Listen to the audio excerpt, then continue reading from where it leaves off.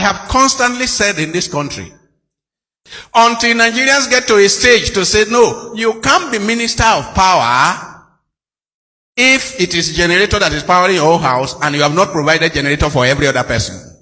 You cannot be minister of housing if you are not staying in a government apartment. You cannot be minister of health if you do not have your treatment in this country. You cannot be minister of education if your children are all schooling outside. You can't. Why? Because human beings have self-interest. There is what is called self-interest. If his children are going to go to the government secondary school, he will make sure that government secondary schools are well taken care of.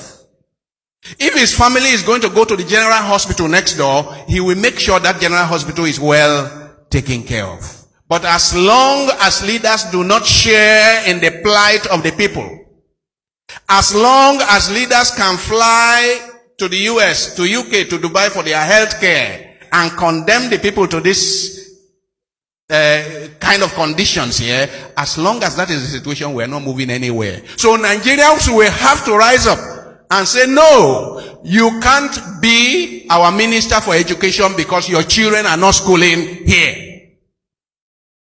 So when you have a situation, rather than the people making sacrifice and demonstrating how much sacrifice you have made for the people, then we say, yes, you be our leader because you have suffered for us. You have denied yourself legitimate pleasures for our sake. That is what used to qualify people for leadership. Now, we have people who conquer us.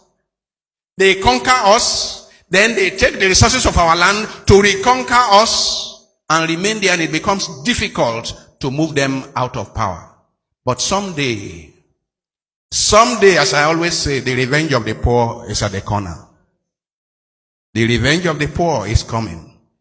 And that one, you will not be able to do anything about it. You can have your jeep. You can have your generators. You can have everything bulletproof. But the revenge of the poor, it happened in France. It happened in Russia. It has just happened in Sudan. It will happen here. Unless we change our course, we will end up where we are heading. And where we are heading now is unfortunately, it's a violent revolution. That's where we are heading. Unless we change our course. And I am not just talking of leaders in the national level. I'm not talking of presidents and governors and senators and House of Reps. I'm talking of all of us who are privileged. I hope you know. And many of us here, most of us here are privileged. What is our concern for the people next door? For the poor people next door, what is our concern? What is even our concern for our megadis? For those who do petty work for us, what is our concern? If that is not happening, it means we are failing as shepherds in our responsibility of being shepherds. I hope you know that in this Africa, in this Nigeria, there never used to be a distinction between the neighborhood of the rich and the neighborhood of the poor. I hope you know. I hope you know that poor people and rich people used to live together. That's the heart of the blacksmith. That's the heart of the king. That's the heart of it used to be together. It's a completely new, terrible thing that has happened to us. And people are enjoying it. They are enjoying it. They ask you what part of town you live in. And that immediately you tell them the part of town you live in, you know your status. And I am saying, by the time you segregate society, what used to be called apartheid, and Nigerians were in the forefront of fighting apartheid, where the white man said, look, you blacks, you live there, we white, we live here. That is exactly what we are doing to our fellow black people. Exactly. And you know, it makes it easier when revolution comes. I hope you know. It makes it easier.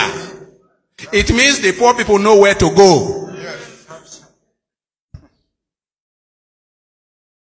And I challenge the authorities in our cities. I challenge town planners that this is not how to plan towns. Let us start working. If we want our peace and safety and security in future, let us start working on what is called integrated cities. integrated estates, integrated settlements. If we want peace, the one we are on now, you will never have peace. We need to have integrated cities where the not so rich and the rich and so on live together and share. So that the children that are growing up privileged will know they are privileged when they see next door the other children. And they go to the same school, by the way. They go to the same school, by the way.